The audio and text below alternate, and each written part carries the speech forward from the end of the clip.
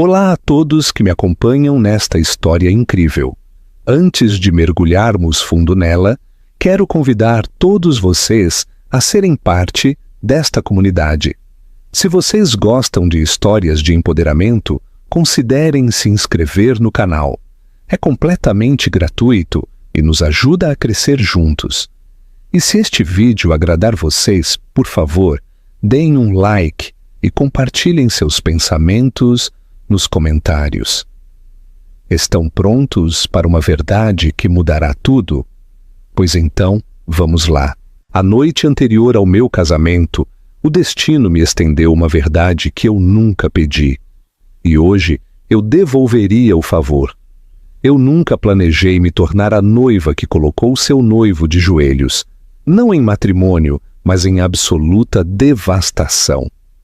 Mas a vida tem uma forma curiosa de reescrever sua história quando você menos espera. Muita gente sonha com o dia do seu casamento. Mas alguma vez vocês já se perguntaram o que passaria se esse dia revelasse a maior traição de suas vidas? E se o amor da sua vida fosse, na realidade, um lobo em pele de cordeiro? Ricardo Cavalcante e eu estávamos juntos há 3 anos. Ele era tudo o que eu acreditava desejar. Bem-sucedido, charmoso e de uma família muito respeitada. Sua mãe, Dona Helena, havia se tornado como minha própria mãe, preenchendo o vazio que meus pais deixaram. Sua irmã, Beatriz, era a melhor amiga que eu nunca tive. Tudo era perfeito. Ou era o que eu acreditava. A despedida de solteiro dele era no luxuoso Hotel Fasano, logo na rua do nosso triplex de luxo. Eu não tinha planejado ir lá naquela noite, mas havia esquecido de dar ao Ricardo as abotoaduras de ouro de seu avô, um pedido especial de Dona Helena para a cerimônia. O pessoal do hotel me conhecia bem. Ricardo e eu tínhamos organizado inúmeros eventos beneficentes ali. Eles me direcionaram ao salão privado sem perguntar. Foi então que eu ouvi. A risada inconfundível de Ricardo, seguida de palavras que estraçalhariam o meu mundo. Vamos, cara, você não pode estar falando sério sobre sossegar com a Sofia. A voz de seu melhor amigo, Tiago, vazava pela porta entreaberta. Por que não? No papel ela é perfeita, respondeu Ricardo com as palavras um pouco arrastadas. O fundo fiduciário dela ajudará a expandir a Cavalcante Engenharia e os contatos dela são valiosos. Além disso, ela é completamente dedicada a mim. As risadas explodiram, mas foram as suas seguintes palavras que gelaram meu sangue. Ela é só temporária, de qualquer forma, até que alguém melhor apareça. Alguém mais adequada para o longo prazo. Fiquei ali, aferrada à caixa de veludo que continha as abotoaduras, enquanto meu mundo inteiro desmoronava. 3 anos de memórias passaram diante dos meus olhos, mas agora estavam manchados com uma nova perspectiva. As chamadas de negócios tarde da noite, os cancelamentos inesperados, as sutis formas em que ele manipulava minhas decisões. Tudo fez sentido, mas eu não chorei. Em vez disso, uma estranha calma se apoderou de mim. Voltei para casa e abri meu laptop. Como sócia de negócios de Ricardo, eu tinha acesso a tudo. E-mails, registros financeiros, informações de clientes. Horas mais tarde, eu tinha provas suficientes para destruir não só o coração dele, mas todo o seu mundo cuidadosamente construído. Alguma vez vocês já sentiram que um momento de clareza lhes dá a força para enfrentar qualquer verdade, por mais dolorosa que seja? O que vocês fariam se descobrissem uma traição assim? A manhã do casamento chegou com uma inquietante serenidade. Minhas mãos não tremeram ao fazer a maquiagem, um marcado contraste com a emoção trêmula que eu havia imaginado sentir neste dia. A evidência que eu havia reunido jazia oculta em um envelope cor creme, guardado de forma segura na minha suíte nupcial. Dona Helena irrompeu no quarto, seus olhos brilhando com orgulho maternal. Sofia, querida, as flores acabaram de chegar e estão absolutamente perfeitas. Ela sustentou meu buquê de orquídeas brancas e rosas, sem saber que logo ele se tornaria uma arma em vez de um símbolo de amor, enquanto minhas madrinhas revoloteavam ao meu redor como elegantes borboletas com seus vestidos cor champanhe. Vi o reflexo de Beatriz no espelho. A irmã de Ricardo estava atrás de mim, ajustando meu véu com tanta ternura que minha determinação quase fraquejou. Quase não posso acreditar que meu irmão tenha tido tanta sorte, sussurrou Beatriz, apertando meus ombros. Se você soubesse o quão certa você está, pensei, mantendo meu sorriso ensaiado. A hora seguinte passou em um borrão de laquê para o cabelo, retoques de batom e brindes com espumante que eu não pude beber. Cada notificação do meu telefone acelerava meu coração, não pelos nervos prévios ao casamento, mas pela antecipação do que estava por vir. Meu investigador particular havia prometido as confirmações finais para o meio-dia. Às 11h45, chegou a mensagem de texto. Provas adicionais garantidas. O repórter está em posição. Me desculpei para ir ao banheiro, o telefone apertado em minhas mãos trêmulas. As capturas de tela confirmaram tudo. As contas de Ricardo nas Ilhas Cayman, os fundos desviados da empresa e o mais condenatório, e-mails para sua amante discutindo seus planos para depois da lua de mel. A mesma amante que, ironicamente, fazia parte da diretoria de sua empresa. Um toque na porta me sobressaltou. Sofia? A cerimonialista diz que nos restam 30 minutos, chamou Beatriz. Já estou terminando, respondi. Minha voz firme, apesar da tempestade que rugia dentro de mim. Dei uma última olhada no espelho do banheiro. A mulher que me devolvia o olhar não era a mesma pessoa que havia passado a manhã anterior escrevendo seus votos com lágrimas de alegria. Esta mulher usava seu vestido de noiva como uma armadura, seu batom vermelho como pintura de guerra. Quando saí, Dona Helena me puxou de lado. Quero que tenha isto, disse, abotoando um delicado colar de pérolas ao redor do meu pescoço. Está na família Cavalcante por gerações. A avó de Ricardo o usou no dia do seu casamento.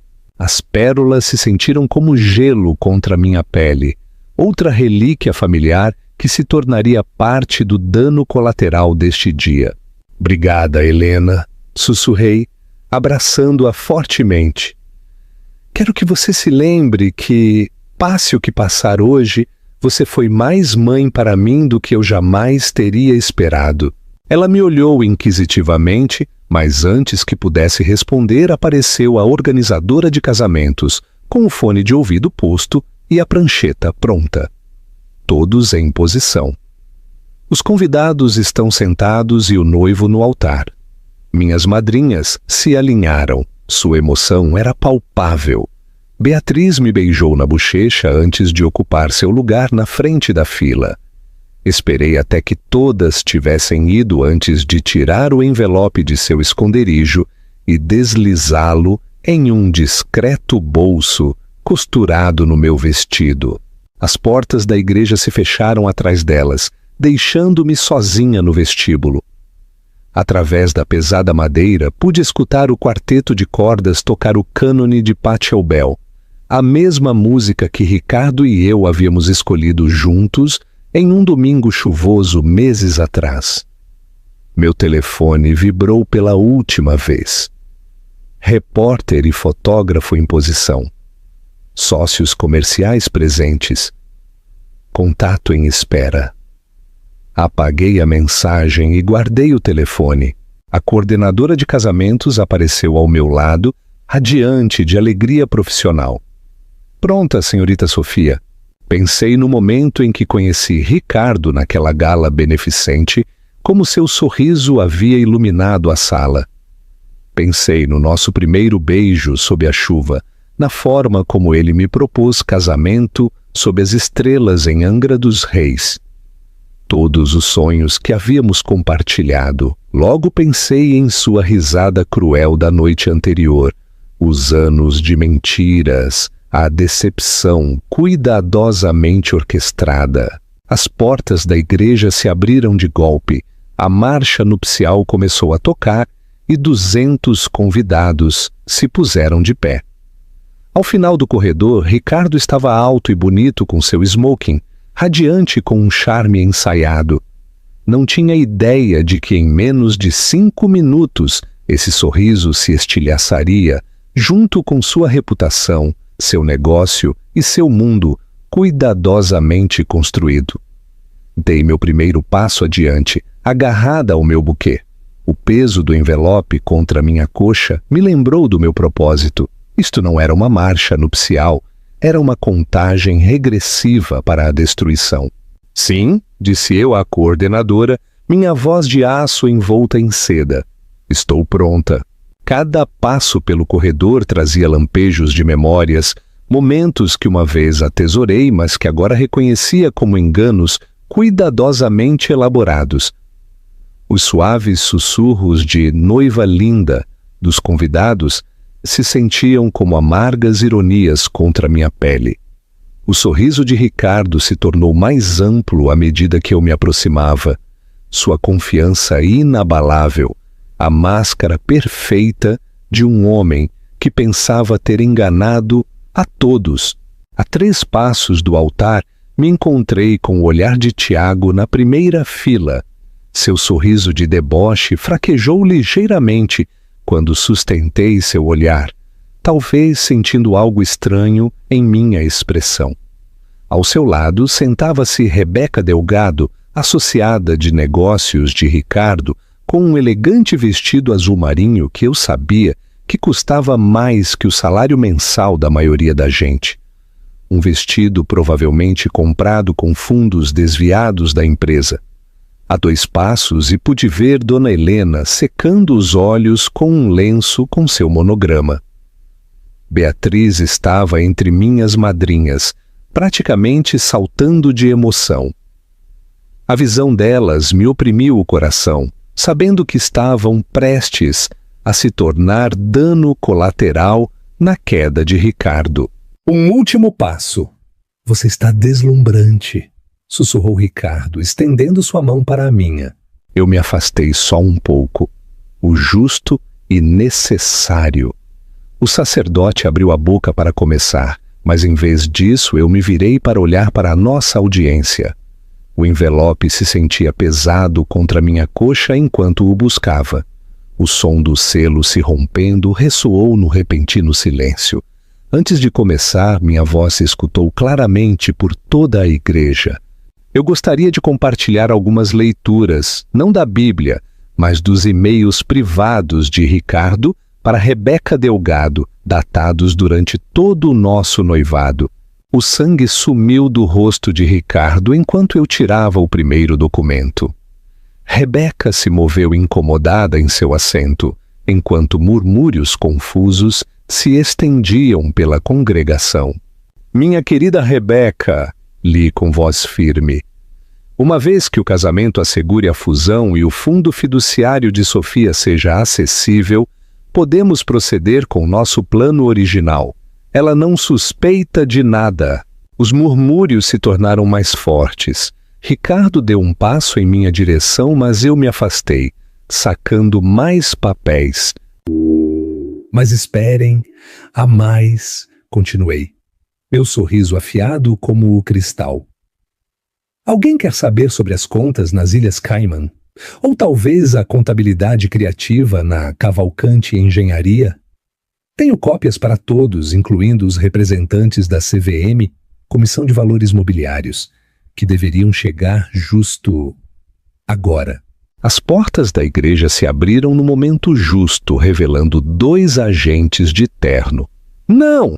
Ricardo se lançou em direção aos papéis, mas eu já havia antecipado.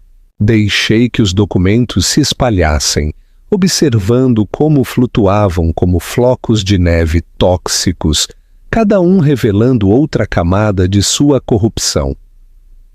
Os fotógrafos que eu havia colocado entre os convidados capturaram cada momento, suas câmeras disparando rapidamente. E, Sofia, por favor, sibilou Ricardo agarrando-me pelo braço. Podemos falar sobre isso? Eu me soltei, enfrentando-o com toda a fria fúria que havia acumulado. Falar? Como você falou de mim na sua despedida de solteiro? Só temporária, não? Até que apareça alguém melhor. Seu rosto passou do branco ao cinza. Na primeira fila, Tiago se moveu incomodado, evitando o olhar de todos. Eu confiei em você, continuei, minha voz ressoando pela igreja agora em silêncio. Eu te amei, mas você me viu como nada mais que um degrau, um meio para um fim. Dona Helena se levantou, seu rosto uma máscara de confusão e crescente horror. Ricardo, do que ela está falando? Mãe, posso explicar? Explicar o desfalque? Interrompi. O romance?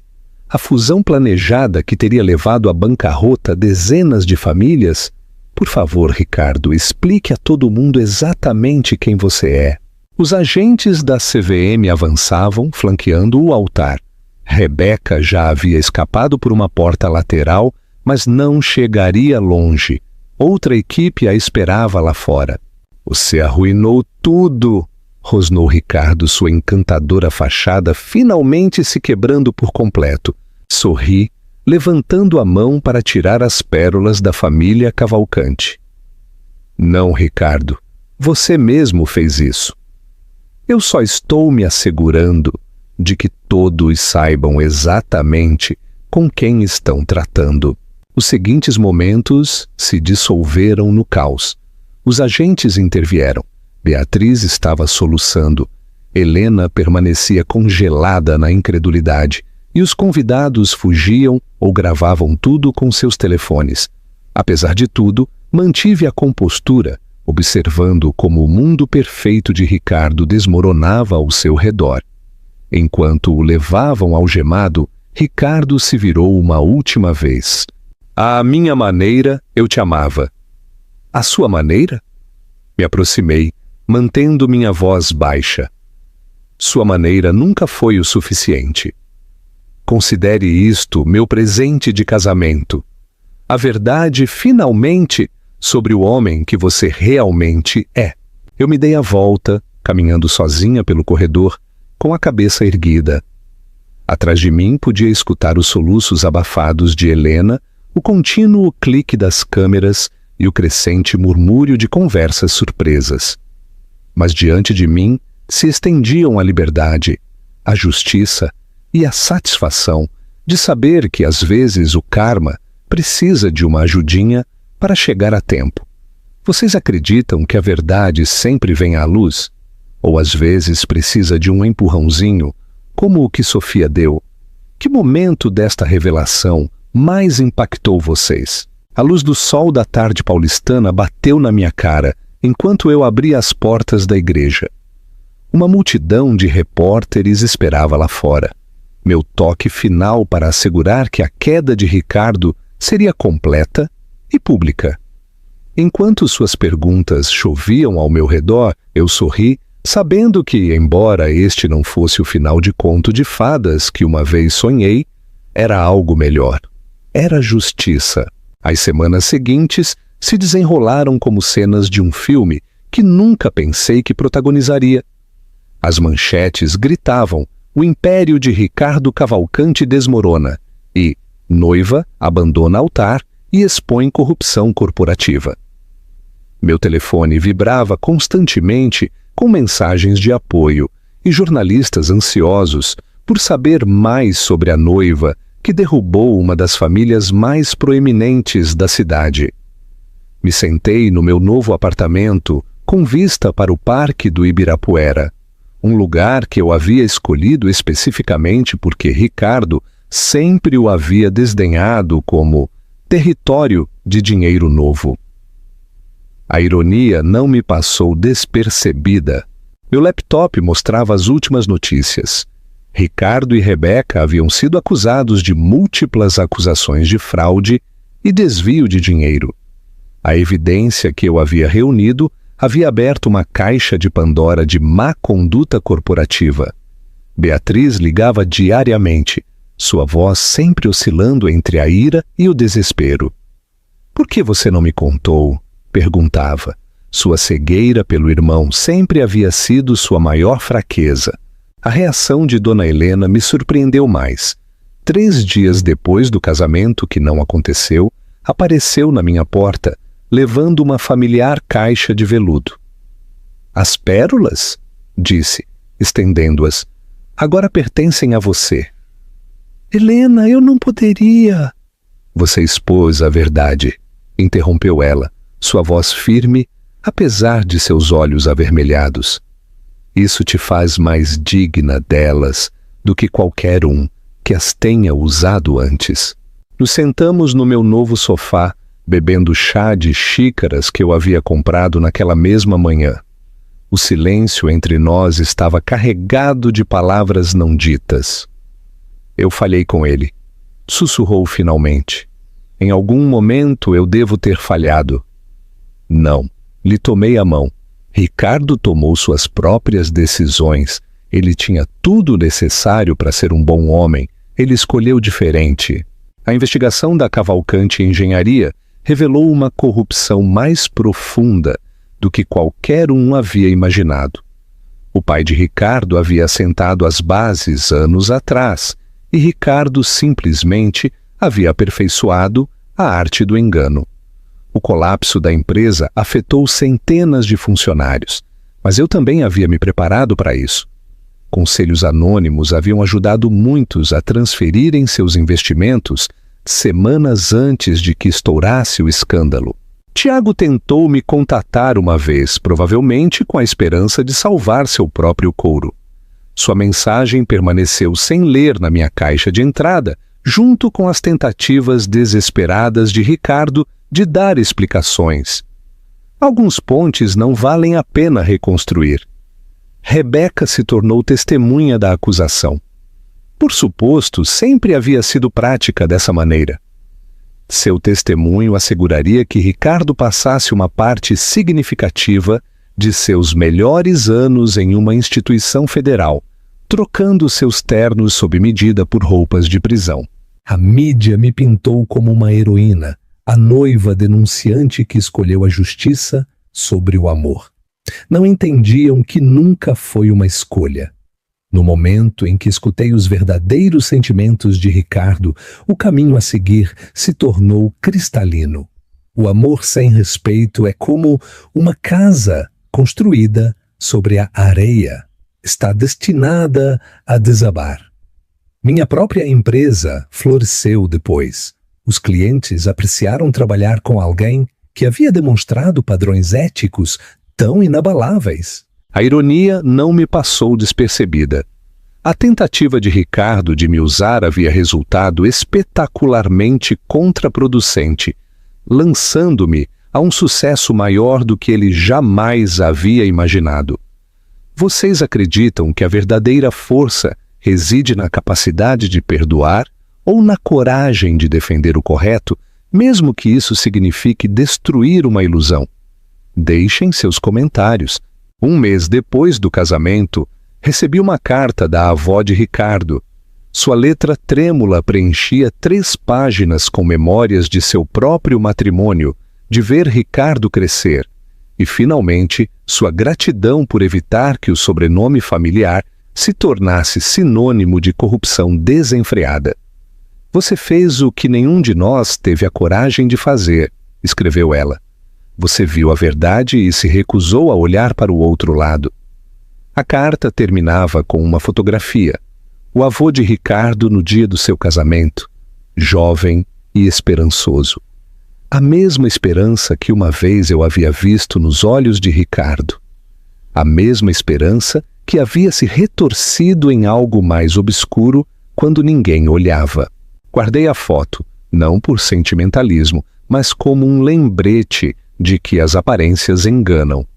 A encantadora risada que uma vez havia conquistado meu coração havia ocultado uma mente calculadora que tramava minha destruição. Nunca mais permitiria que a máscara de outra pessoa se tornasse minha realidade. À medida que o verão se convertia em outono, me encontrei caminhando pelo Ibirapuera com mais frequência. As folhas mudando me lembravam que a transformação, embora dolorosa, era necessária para o crescimento. Cada passo para frente me afastava mais da mulher que quase se casou com uma mentira e me aproximava de alguém mais forte, mais sábia e sem medo de estar sozinha. Dona Helena às vezes me acompanhava nessas caminhadas. Nunca falávamos diretamente de Ricardo, mas sua ausência pendia entre nós como um fio invisível, conectando duas mulheres que haviam amado e perdido a mesma pessoa de diferentes maneiras. Sabe, disse durante uma de nossas caminhadas, sempre quis uma filha que continuasse o legado de força e integridade dos Cavalcanti. Acontece que eu a tenho, só que não da maneira que esperava. Lhe apertei a mão, compreendendo o peso de suas palavras. Ao tentar me destruir, Ricardo, sem querer, me havia dado algo precioso. Uma família unida não por sangue ou falsas promessas, mas pela verdade e pela resiliência. A mídia finalmente passou para escândalos mais recentes, mas as lições permaneceram. Às vezes o maior ato de amor não é dizer sim, eu aceito, mas ter a coragem de dizer não, eu não aceito. O que vocês acham que significa realmente a força em uma situação como a de Sofia? Comentem e se inscrevam para mais histórias inspiradoras. 6 meses depois do casamento que não foi, me encontrei diante da antiga sede da Cavalcanti Engenharia. A reluzente fachada do edifício permanecia inalterada, mas o nome da empresa havia sido substituído pelo de seus novos proprietários. Dentro, um tipo diferente de energia pulsava nos escritórios renovados, uma de transparência e propósito renovado. Me haviam convidado para consultar sobre a reestruturação da empresa, um giro delicioso do destino que não me havia passado despercebido. A nova gerência queria entender como a corrupção anterior havia passado despercebida durante tanto tempo. Quem melhor para explicar do que a mulher que havia descoberto tudo? Caminhando pelos corredores familiares, passei pela antiga sala de Ricardo. Havia se convertido em um espaço de trabalho comunitário, suas imponentes portas de mogno substituídas por painéis de vidro. A luz do sol entrava onde antes espreitavam as sombras, uma metáfora adequada para a transformação da empresa. Beatriz havia se encarregado de uma pequena divisão da empresa, decidida a reconstruir o legado de sua família da maneira correta. Lentamente, havíamos reparado nossa amizade, mais forte agora por ter sido posta à prova. Ela havia herdado a força de sua mãe, mas a canalizava para criar uma mudança positiva. Os relatórios trimestrais mostram uma notável recuperação, anunciou durante uma reunião da junta, sua voz firme e segura. Conservamos 80% da nossa força de trabalho original e implementamos todas as medidas de transparência recomendadas. A observei com orgulho, lembrando da conversa cheia de lágrimas que havíamos tido 3 meses atrás, quando ela havia descoberto ainda mais enganos de Ricardo. Em vez de quebrá-la, cada revelação só havia fortalecido sua determinação de consertar as coisas. A mídia havia apelidado de A Redenção dos Cavalcanti, uma história de ressurreição corporativa liderada pelas mulheres que Ricardo havia subestimado. Dona Helena havia saído do seu choque inicial para se tornar uma feroz defensora da responsabilidade corporativa, utilizando seus contatos sociais para promover práticas comerciais éticas. Minha própria firma de consultoria havia se expandido rapidamente, especializando-se na prevenção de fraude corporativa. As empresas buscavam nossos serviços na esperança de evitarem se tornar a próxima história de advertência. Cada cliente trazia novos desafios, mas nenhum igualava a satisfação de desmantelar o castelo de cartas cuidadosamente construído por Ricardo. A investigação havia descoberto conexões com outras famílias proeminentes, o que levou a um efeito dominó de exposições e renúncias. O círculo de conspiradores privilegiados de Ricardo havia desmoronado, sua influência evaporando sob a dura luz do escrutínio. O testemunho de Rebeca havia resultado inestimável para a promotoria. Havia proporcionado detalhes de reuniões em lugares exóticos, de documentos destruídos e contas ocultas. Sua cooperação lhe rendeu uma sentença mais leve, mas o estigma a seguiria muito depois de sua libertação. Tiago tentou se reinventar como denunciante, afirmando que sempre havia tido suspeitas sobre os negócios de Ricardo. Ninguém acreditou. A última vez que soube dele, havia se mudado para uma pequena cidade no interior de Goiás, seus sonhos de ascensão social enterrados sob o peso de sua cumplicidade. O julgamento de Ricardo estava programado para a primavera. Sua equipe legal havia tentado todas as táticas protelatórias possíveis, mas a justiça tinha uma forma de se atualizar. Me haviam chamado para testemunhar uma perspectiva que me enchia de uma estranha mistura de pavor e antecipação. Uma tarde, quando saía do escritório, recebi uma chamada inesperada da avó de Ricardo. "Tenho revisado álbuns familiares antigos", disse, sua voz estalando pela idade e pela emoção. "Há algo que você deveria ver." Durante o jantar em sua elegante casa, ela me mostrou fotografias de Ricardo quando criança. Imagens de um menino sorridente que uma vez teve o potencial para a bondade, antes que a ambição e a ganância torcessem seu caminho. "Eu o vi mudar", me confessou, seus dedos traçando as bordas de uma fotografia amarelada. Ano após ano, sucesso após sucesso, ele se tornou alguém que eu não reconhecia. "Você também viu, verdade? Antes que ninguém?" Assenti, lembrando momentos sutis em que a máscara de Ricardo havia escorregado. Um comentário cruel aqui, um gesto depreciativo ali, sinais que eu havia escolhido ignorar até aquela fatídica noite antes do nosso casamento. "O nome Cavalcante significou algo uma vez", continuou ela fechando o álbum. "Graças a você, Beatriz e Helena poderia voltar a significar algo valioso." Enquanto dirigia para casa naquela noite, as luzes de São Paulo se confundiam em rios de ouro e prata. Pensei no legado não só o dos Cavalcante, mas o meu próprio. Ao escolher expor a verdade, havia ajudado a criar um efeito dominó de mudança positiva. O vestido de noiva ainda pendia no meu armário, um lembrete não do que eu havia perdido, mas do que havia ganhado. Força, clareza e o conhecimento de que, às vezes, a melhor vingança não é a destruição, mas a reconstrução. Construir algo melhor das cinzas do engano. Amanhã me reuniria com outra empresa em busca de orientação sobre práticas comerciais éticas. A ironia não me passou despercebida. A traição de Ricardo me havia levado à minha verdadeira vocação. Ao tentar me usar como um degrau, sem querer, ele me ajudou a encontrar meu caminho. A noite antes do meu casamento, eu havia escutado uma verdade que destroçou meu mundo. Agora, 6 meses depois, havia ajudado a construir um novo, mais forte, mais claro e muito mais autêntico do que a ilusão com a qual quase me casei.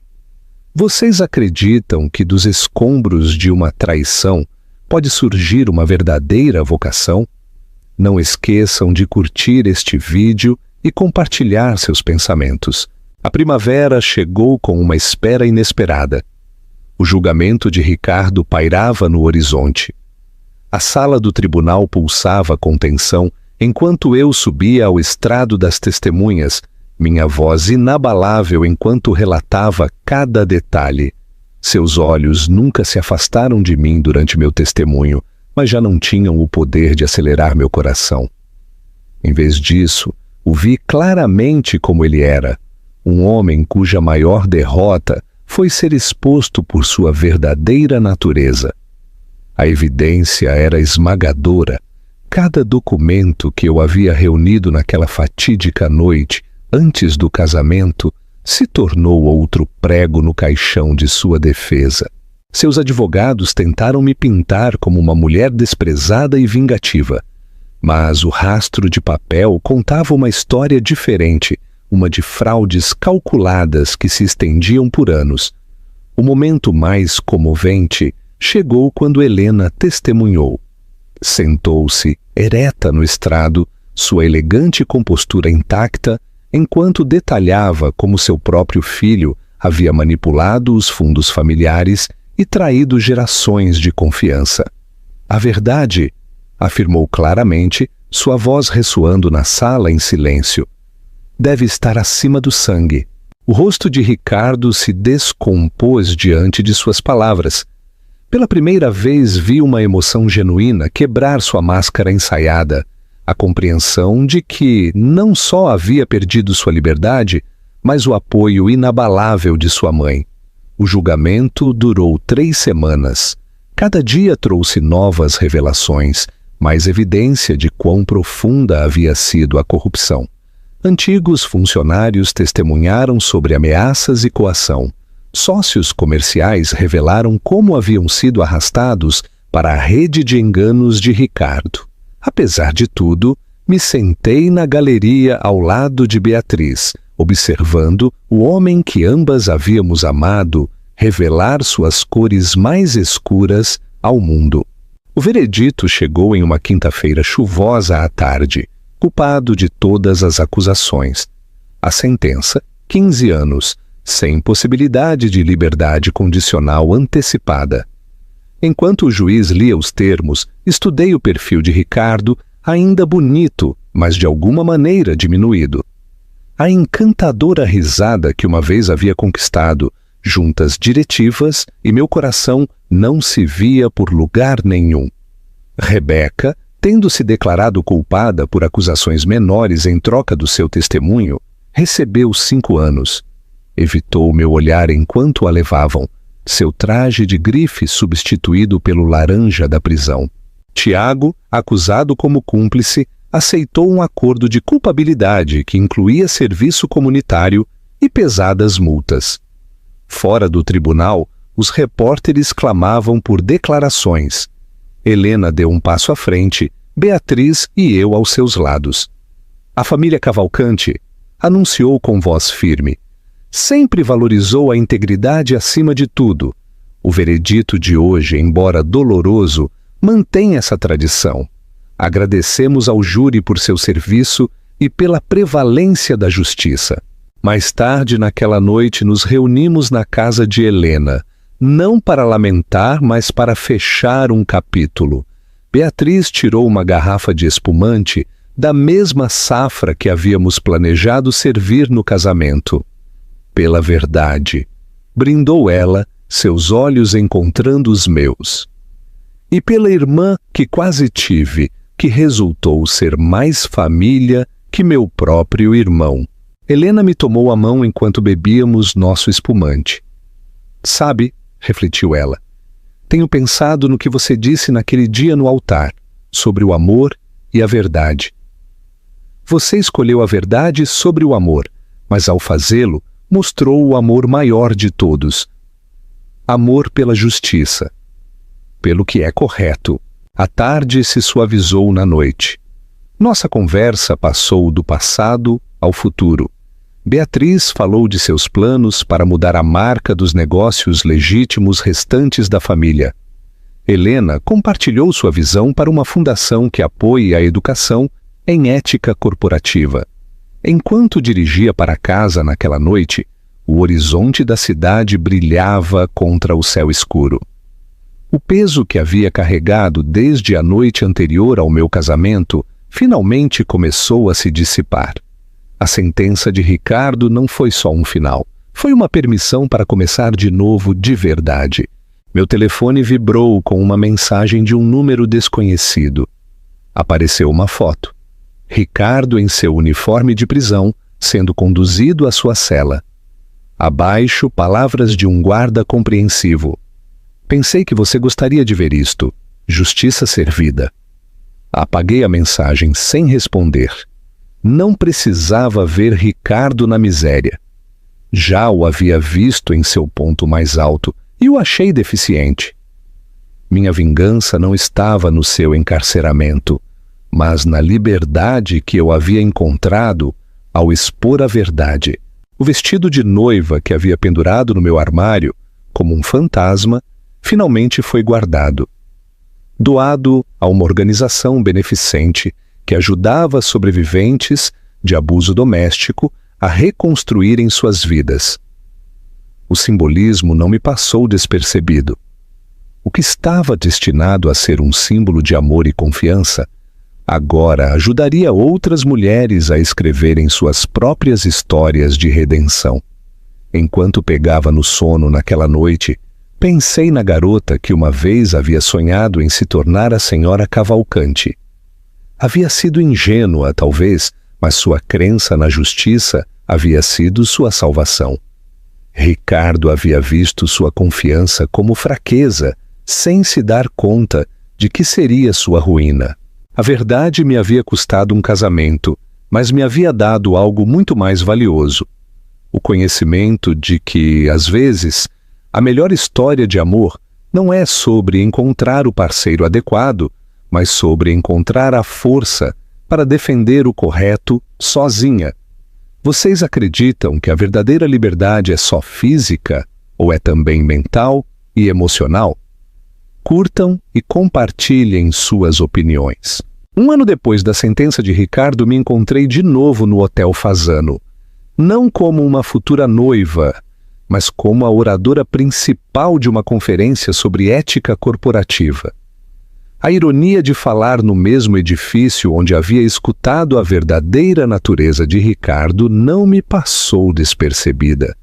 O salão de baile estava cheio de executivos, todos ansiosos por escutar a mulher que havia exposto um dos maiores escândalos corporativos da década. Enquanto subia ao palco, meus saltos fazendo clique na madeira polida, vi meu reflexo nos painéis de vidro. Segura, serena e completamente transformada da mulher que eu havia sido um ano antes. Bom dia. Comecei examinando a multidão. Estão aqui hoje porque querem aprender a prevenir a fraude e a corrupção em suas organizações.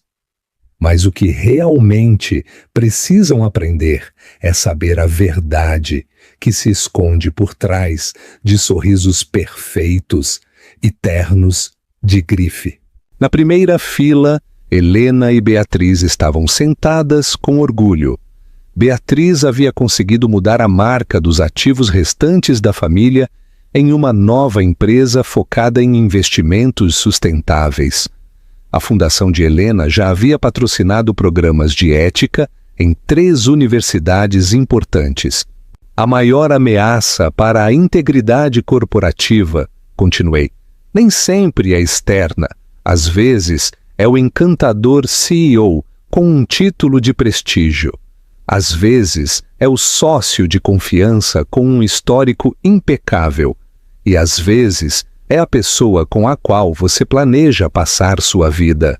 Minha firma de consultoria havia crescido exponencialmente com escritórios em Nova York, Londres e Singapura. Empresas de todo o mundo buscavam nossa experiência em prevenção de fraude e transparência corporativa.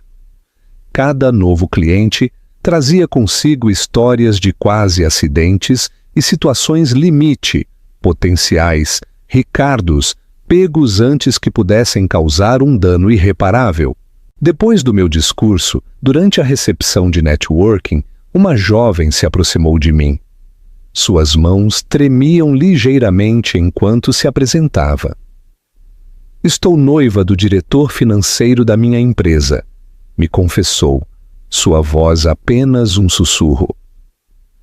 Na semana passada encontrei algumas discrepâncias em nossos livros. Depois de escutar sua história, não sei o que fazer. Olhei para ela, vendo o meu eu anterior refletido em seus olhos incertos. A verdade não é mais fácil de dizer, disse suavemente, mas viver com mentiras se torna impossível uma vez que você as vê. Ao final do dia, outra fraude corporativa havia sido evitada, outro escândalo evitado. O noivo da jovem foi discretamente retirado de seu cargo e as autoridades notificadas. Ela me enviou uma nota de agradecimento um mês depois, assinada com seu sobrenome de solteira e a promessa de nunca se conformar com menos que uma honestidade completa. Minha história havia se tornado um farol para outros, um lembrete de que escolher a verdade sobre o conforto não era só uma opção, era uma necessidade.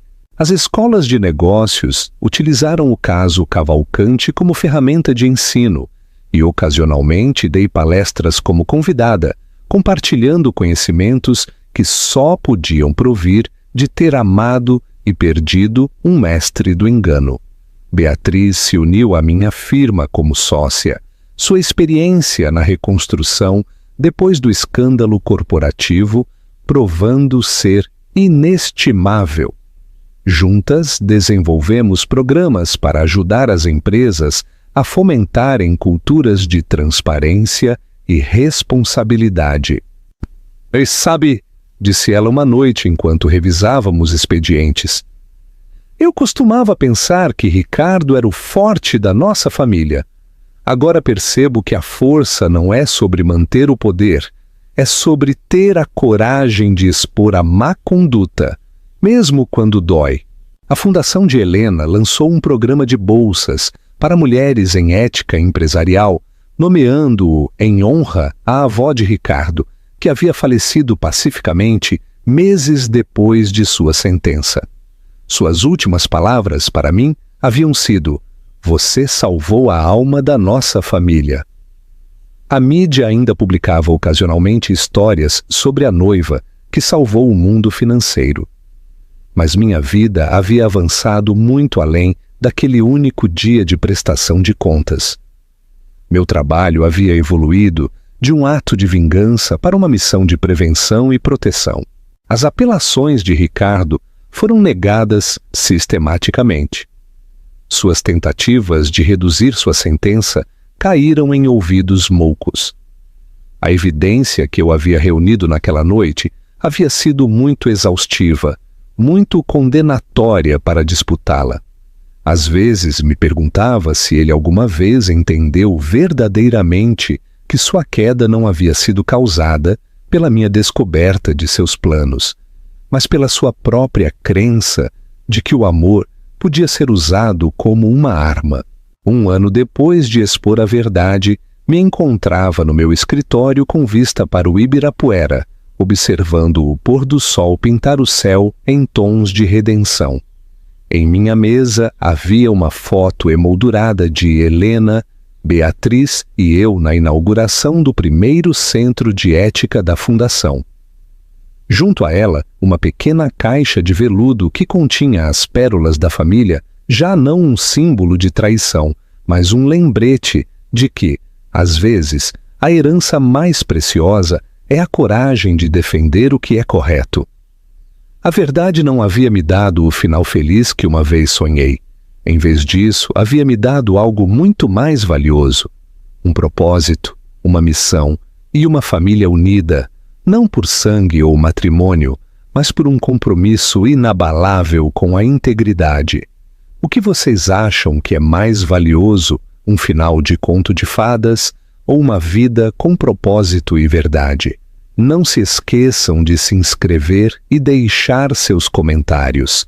18 meses depois do dia em que me afastei do meu próprio casamento, recebi uma chamada telefônica inesperada.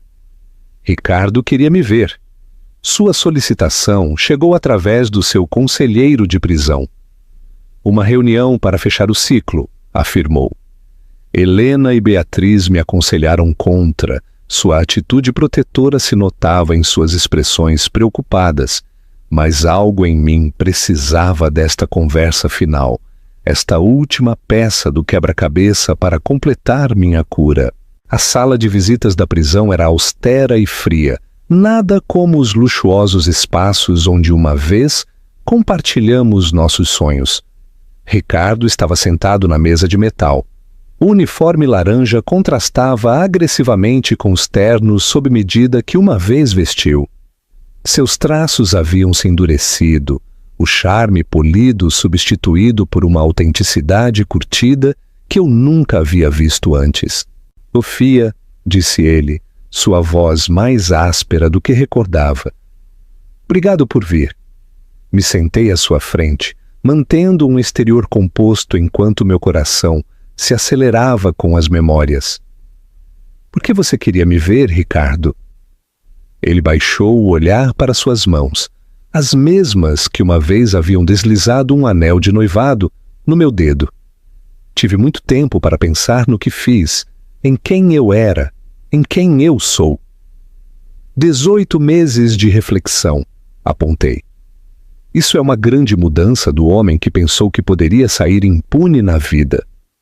Eu mereci tudo o que aconteceu, admitiu, surpreendendo-me com sua franqueza. A verdade é que eu nunca te mereci, não porque você não fosse o suficiente, mas porque eu não era.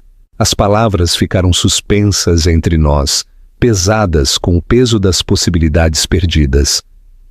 Através da janela da sala de visitas pude ver as nuvens se acumulando, refletindo a tempestade de emoções no meu peito.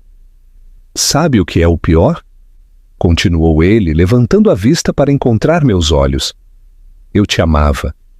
À minha maneira retorcida e egoísta, eu te amava. Mas amava mais o poder. Amava mais o jogo. O amor não deveria ser um jogo, Ricardo. Não, assentiu em voz baixa. Não deveria ser. Nos sentamos em silêncio por um momento, os sons distantes da prisão criando um pano de fundo sombrio para nossa conversa final. Rebeca tem me escrito, disse de repente, pedindo perdão, como se o perdão pudesse desfazer o que fizemos. Estudei seu rosto, vendo pela primeira vez o custo das consequências em um homem que nunca havia acreditado que se aplicassem a ele. Você está pedindo também o meu perdão? Não, negou com a cabeça. Estou pedindo que você saiba que tinha razão. Sobretudo, a mulher que se afastou daquele altar era mais forte que o homem que estava nele. O guarda fez um sinal de que nosso tempo quase havia se esgotado. Ricardo se endireitou. Uma sombra de sua antiga compostura retornou. Escutei sobre o seu trabalho, disse ele. A Fundação de Ética, a firma de consultoria. Você construiu algo significativo das cinzas do que eu destruí. Todos nós construímos, respondi.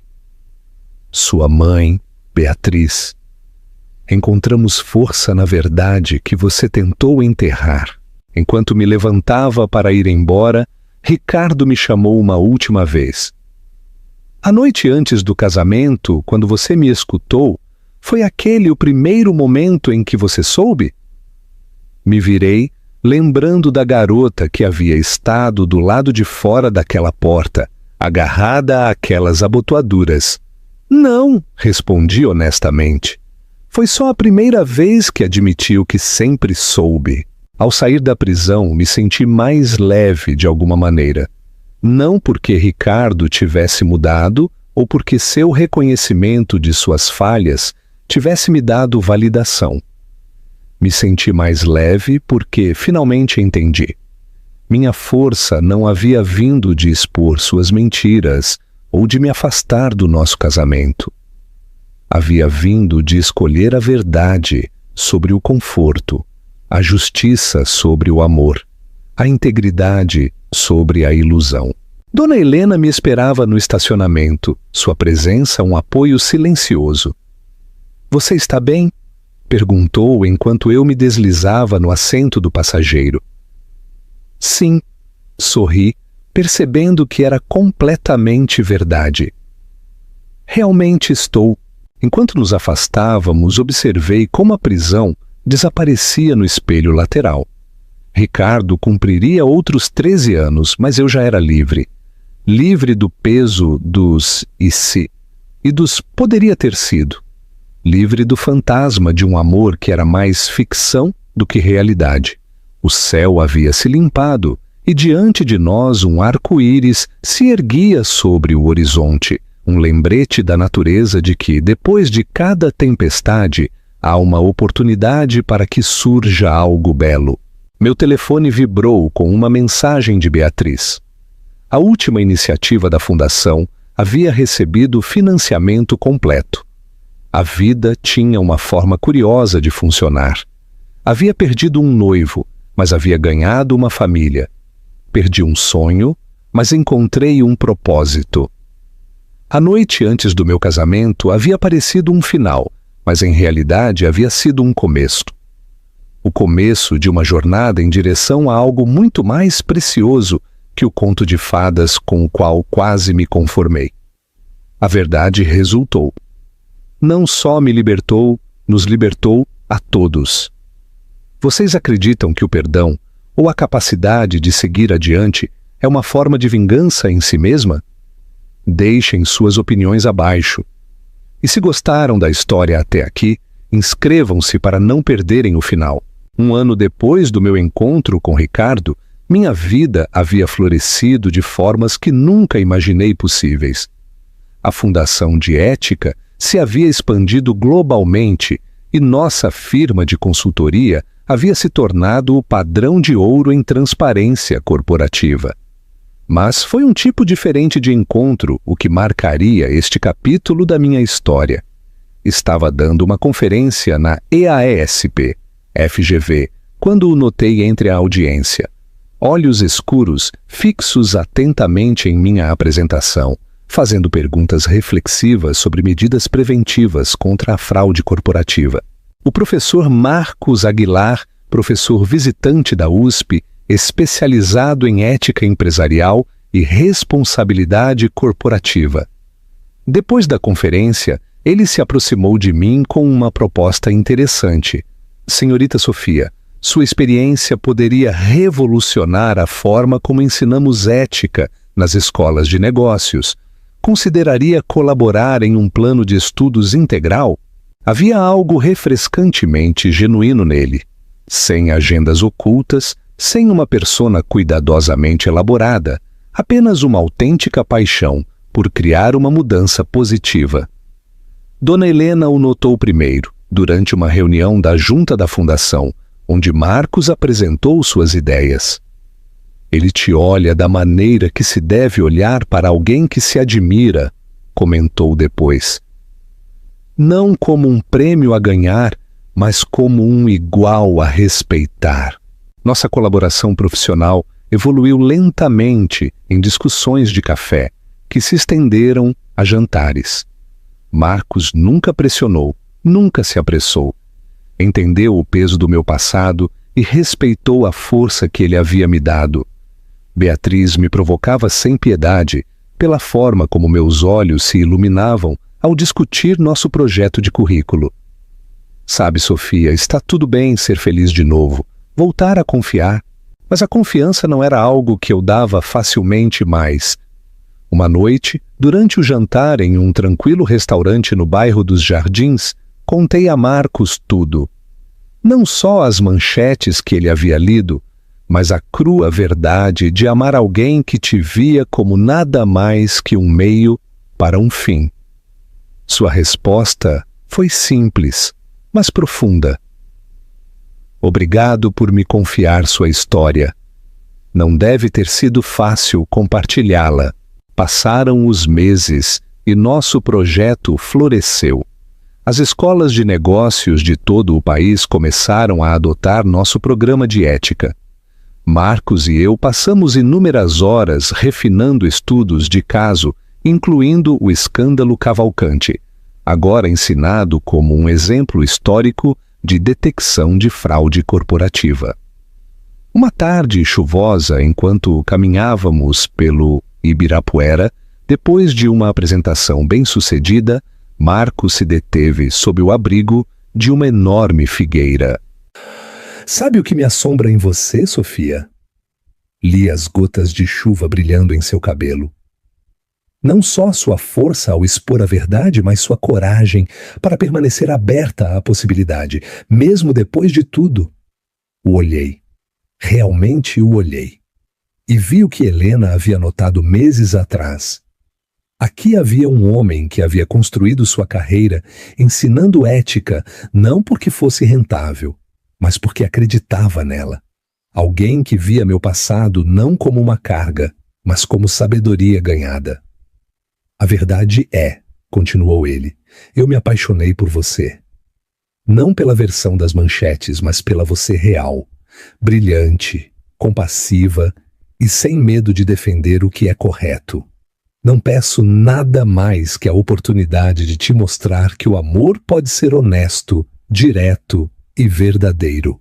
De pé sob a chuva, senti algo que acreditei ter perdido para sempre: esperança. Não a esperança ingênua do meu eu mais jovem, mas algo mais forte. Temperado pela experiência e pela sabedoria, Beatriz e Helena ficaram extasiadas quando finalmente admiti que estava saindo de novo. A vida tem uma forma de nos trazer exatamente o que precisamos, disse Helena, apertando minha mão. Às vezes é a coragem de expor uma mentira. Às vezes é a força para abraçar uma verdade. A gala anual da Fundação ofereceu uma oportunidade perfeita para tornar pública nossa relação. Enquanto Marcos e eu dançávamos sob os lustres de cristal do Hotel Fasano, sim, o mesmo onde eu havia escutado a traição de Ricardo, percebi o quão longe havia chegado. Você está pensando naquela noite, não está? Perguntou Marcos suavemente. Sim, admito, mas não com arrependimento. Aquela noite me ensinou a confiar nos meus instintos, a exigir a verdade e o amor. Me trouxe aqui. Ele sorriu com a compreensão em seus olhos, citando seu famoso discurso. A verdade nem sempre te dá o final que você queria, mas sempre te leva ao que você precisa. Enquanto nos balançávamos ao ritmo da música, notei o sorriso cúmplice de Helena do outro lado da sala. Levantou sua taça em um sutil brinde e soube que ela estava pensando o mesmo que eu. Às vezes, a melhor vingança não está em destruir o que te feriu, mas em construir algo belo a partir das lições que te ensinou. A verdade que destroçou meu mundo há 2 anos havia me levado a um amor que não precisava ser testado nem demonstrado. Um amor tão transparente e estável quanto os princípios pelos quais ambos vivíamos. Vocês acreditam em segundas oportunidades no amor, especialmente depois de uma grande traição? Deixem um comentário e não esqueçam de curtir. 3 anos exatos depois do meu quase casamento com Ricardo, me pus diante do meu espelho de corpo inteiro, ajustando um vestido branco diferente. Este era mais simples, mais elegante, um reflexo da mulher em que eu havia me tornado. Dona Helena se ocupava com meu véu, seus olhos brilhando com verdadeira felicidade. Desta vez, sussurrou ela, tudo está exatamente como deve ser. Beatriz irrompeu no quarto, champanhe na mão. Marcos está praticamente flutuando lá fora, e você deveria ver os estudantes que vieram. Metade da escola de negócios da FGV veio ver seus professores favoritos casarem. O lugar não era uma grande catedral como meu primeiro casamento planejado.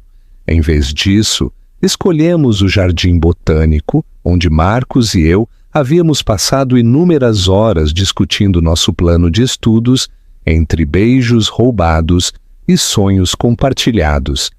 A lista de convidados era menor, mas cada pessoa presente representava uma conexão genuína, uma verdadeira relação construída sobre o respeito e a compreensão mútuos. «Pronta?» perguntou Helena, oferecendo-me uma familiar caixa de veludo. As pérolas Cavalcante brilhavam à luz da manhã. Uma vez símbolo de uma dinastia construída sobre o engano, agora representavam algo diferente. O poder da transformação, de converter a dor em propósito. Na verdade, sorri, fechando a caixa suavemente. Acho que estas pertencem à Fundação agora. Um lembrete de onde estivemos e o quão longe chegamos. Os olhos de Helena se encheram de lágrimas enquanto me abraçava. Realmente você é a filha que eu estava destinada a ter. A cerimônia foi tudo o que minha primeira não foi. Autêntica, íntima e cheia de alegria genuína. Os votos de Marcos não falavam de posse ou obrigação, mas de parceria e propósito compartilhado. Quando mencionou como minha história o havia inspirado muito antes de nos conhecermos, como minha coragem o havia transformado em um melhor educador e pessoa, vi a mesma convicção em seus olhos que havia visto durante nossa primeira reunião. Meus próprios votos reconheceram a jornada que me havia trazido até aqui. O amor não é sobre momentos perfeitos ou grandes gestos, disse eu, sustentando seu olhar firme. Trata-se de escolher a verdade sobre o conforto, o crescimento sobre a complacência e encontrar alguém que tome essas decisões com você todos os dias. A recepção vibrava com energia, enquanto estudantes se misturavam com líderes empresariais, todos unidos por nosso compromisso compartilhado com a liderança ética. A iniciativa mais recente da Fundação, um programa de bolsas para denunciantes, whistleblowers, que buscam reconstruir suas carreiras, acabava de ser lançada, passando outra página em nossa história de transformação. Beatriz fez soar sua taça para o brinde, seu sorriso radiante. Pela minha irmã, não de sangue, mas por escolha, que nos ensinou a todos que a história de amor maior não se trata de encontrar a pessoa certa, mas de se tornar a pessoa certa. E pelo Marcos, que demonstrou que o amor verdadeiro não te pede para comprometer seus valores. Ele os eleva. Mais tarde, enquanto Marcos e eu nos balançávamos em nossa primeira dança, ele sussurrou: Alguma vez você pensa em quão diferente teria sido a vida se você não tivesse escutado o Ricardo naquela noite? Olhei ao redor da sala para a família que eu havia encontrado, o propósito que eu havia descoberto e o homem que me amava, não apesar do meu passado, mas por como ele havia me moldado. Aquela noite não mudou meu destino, respondi. O revelou. Nos haviam chegado notícias de que Ricardo estava sendo considerado para liberdade condicional, mas se sentia distante, como um capítulo na história de outra pessoa. Suas ações haviam colocado em marcha minha transformação, mas já não me definiam. A mulher que havia se afastado de um falso sonho havia encontrado algo real, um amor construído sobre a verdade, um propósito nascido de princípios e uma felicidade conquistada através da coragem. Enquanto a noite terminava, Helena me puxou de lado. «Tenho algo para você», disse ela, colocando um pequeno pacote em minhas mãos. Dentro havia um simples diário, o da avó de Ricardo de seus primeiros dias como casada. Ela escreveu sobre como escolher a verdade sobre a conveniência, mesmo quando te custa tudo, explicou Helena. Você não só está continuando seu legado, você o reinventou. Olhando para os convidados, senti uma profunda sensação de plenitude. A vingança que uma vez busquei se havia transformado em algo muito mais poderoso. Redenção. não só para mim, mas para todos os que foram tocados por nossa história. A verdade que uma vez destroçou meu mundo, finalmente o havia curado. Peça por peça, momento a momento, escolha por escolha. E quando Marcos me olhou e sorriu, aquele sorriso honesto e sem reservas que havia começado a curar meu coração, soube que às vezes os melhores finais não são os que planejamos, mas os que ganhamos ao sermos suficientemente valentes para abraçar a verdade, sem importar aonde nos leve. A noite anterior ao meu primeiro casamento me ensinou o que o amor não era. Cada dia desde então me ensinou o que realmente é uma escolha, um compromisso e, acima de tudo, uma dedicação inabalável à verdade, tanto bela quanto brutal. No final, essa foi a maior vingança de todas. Não só sobreviver à traição, mas aprender a amar de novo com mais sabedoria, mais profundamente e mais autenticamente que nunca. Qual escolha vocês acham que é a mais importante desta história? Deixem seus comentários, se inscrevam e compartilhem este vídeo. 5 anos depois da fatídica noite que mudou tudo, me pus em um pódio diante de um auditório cheio na FEA USP.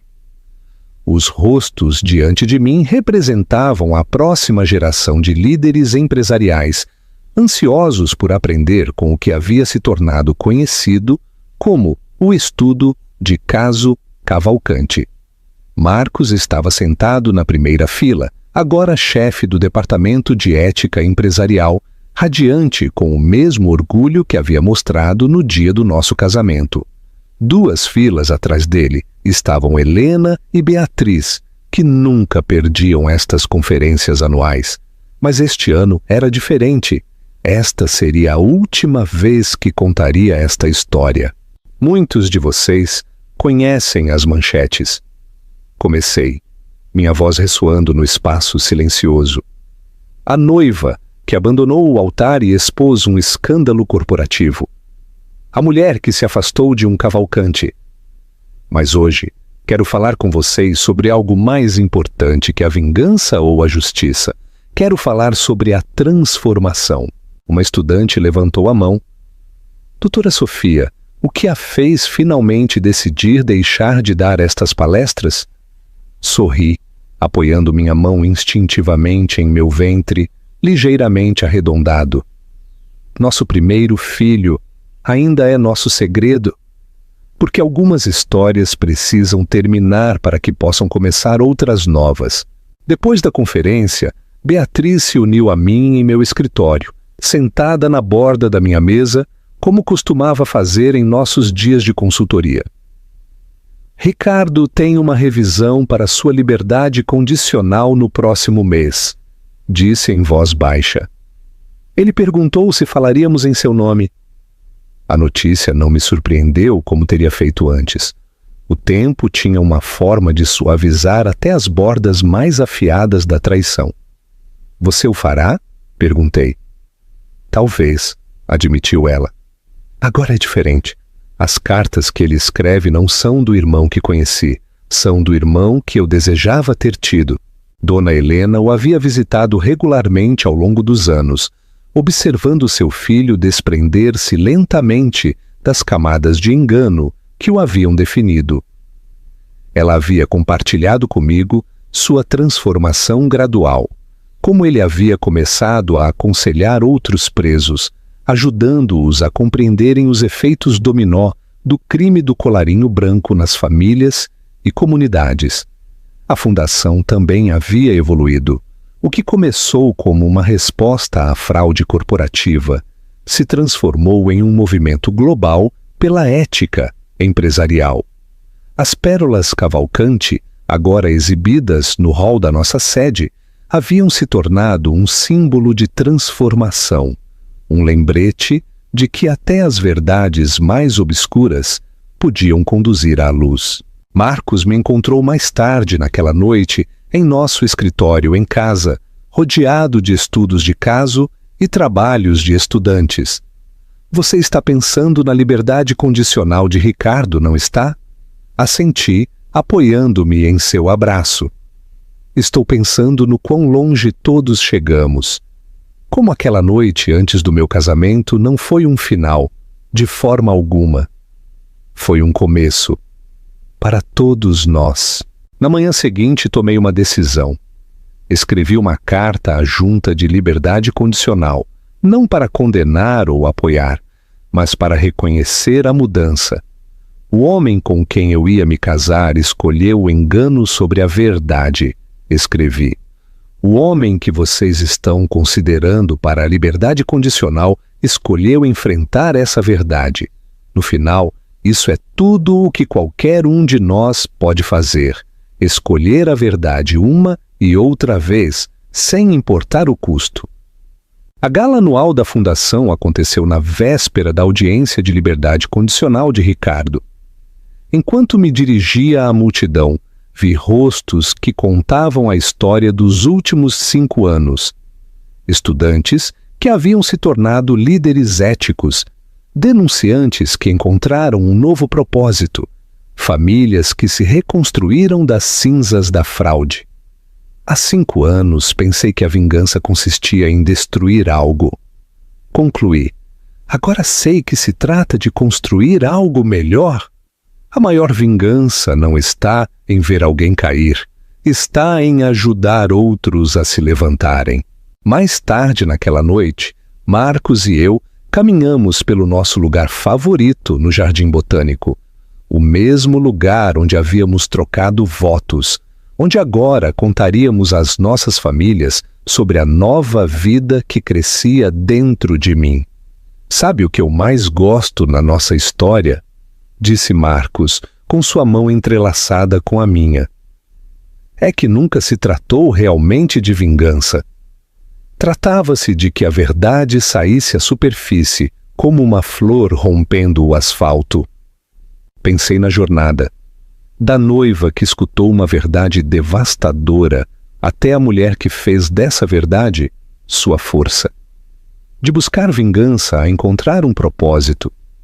De um sonho destroçado a uma vida mais significativa do que poderia ter imaginado. A noite antes do meu casamento, com Ricardo, havia parecido o final da minha história. Em vez disso, havia sido a primeira linha de uma muito melhor. Uma história sobre escolher a verdade, sobre o conforto, o crescimento, sobre a vingança e um amor que não precisava ser provado porque se provava a si mesmo todos os dias. Enquanto Marcos e eu caminhávamos para casa, sob as estrelas, toquei meu ventre suavemente, pensando no novo capítulo que estávamos prestes a começar. Às vezes, a melhor vingança não está no final de uma história, mas no começo de uma melhor. Estão prontos para um giro final nesta história incrível? Não vão embora sem curtir e compartilhar sua opinião. Círculo completo. Trouxe o encerramento mais inesperado quando, exatamente 6 anos depois daquela fatídica noite no Hotel Fasano, recebi um convite que fez minhas mãos tremerem. Ricardo havia sido posto em liberdade condicional e Dona Helena estava organizando um pequeno jantar familiar. A razão da reunião deteve meu coração por um momento. Ricardo queria fazer as pazes de maneira formal e adequada com todos a quem havia machucado. Marcos apertou minha mão enquanto parávamos na casa de Helena. Nossa filha, Grácia, dormia placidamente em sua cadeirinha, alheia ao peso que a noite carregava. Aos 8 meses, ela encarnava tudo o que havia de puro e honesto no que minha vida se transformara. Beatriz nos recebeu na porta, seus olhos mostrando uma mistura de ansiedade e esperança. Ele está diferente, sussurrou enquanto me abraçava. Realmente diferente. Ricardo se pôs de pé quando entramos na sala de jantar. A prisão o havia envelhecido. Havia-lhe tirado a pátina polida que uma vez usou como armadura. Seus ternos de grife foram substituídos por roupas simples e modestas, mas foram seus olhos que mostraram a maior mudança. claros, diretos, sem o brilho calculista que eu recordava. Sofia, disse suavemente, e logo se corrigiu. Senhora Aguilar, obrigado por vir. Helena havia disposto os assentos cuidadosamente, Marcos e eu de um lado, Ricardo do outro, com Beatriz e ela como amortecedores. O berço portátil de Grácia estava ao meu lado e o olhar de Ricardo se desviava para ela com algo parecido com um maravilhamento. Ela é linda, disse durante o prato principal. Tem sua determinação nos olhos. A conversa avançou com cautela, como dançarinos que evitam obstáculos invisíveis. Ricardo falou de seu trabalho na prisão, aconselhando outros criminosos de colarinho branco, ajudando-os a compreenderem o verdadeiro custo de suas ações. Havia iniciado um programa que conectava estelionatários encarcerados com as famílias de suas vítimas, fomentando a compreensão e o arrependimento real. O trabalho da Fundação chegou até nós lá dentro, explicou ele. O currículo de ética de vocês se tornou parte do nosso programa de reabilitação. Eu o ensinei a outros presos sem nunca dizer a eles que o estudo de caso era a minha própria história. Durante a sobremesa, Ricardo limpou a garganta. Preparei algo, se me permitirem ler. De seu bolso tirou um pedaço de papel gasto. Querida Sofia, começou, sua voz firme, mas humilde. Obrigado.